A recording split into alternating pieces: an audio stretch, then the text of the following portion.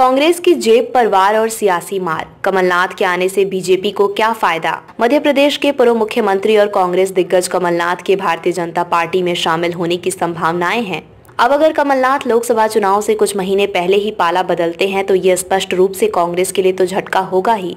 सवाल ये भी उठता है कि भाजपा को इससे क्या फायदा होगा।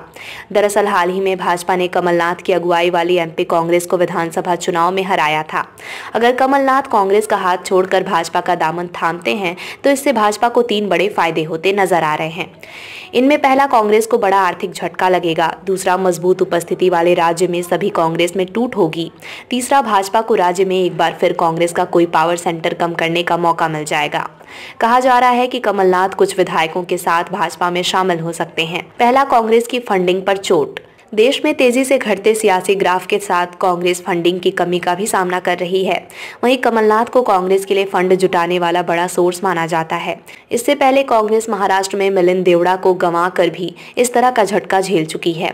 दूसरा, मुख्यमंत्रियों को ही नहीं संभाल पा रही कांग्रेस।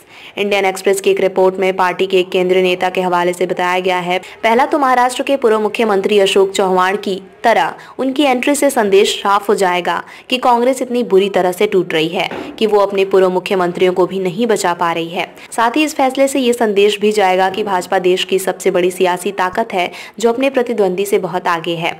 तीसरा, कांग्रेस के चारों पावर सेंटर खत्म। रिपोर्ट के अनुसार एमपी भाजपा के एक नेता ने बताया कि राज्य में कांग्रेस में हमेशा 3 या 4 लॉबी रही है।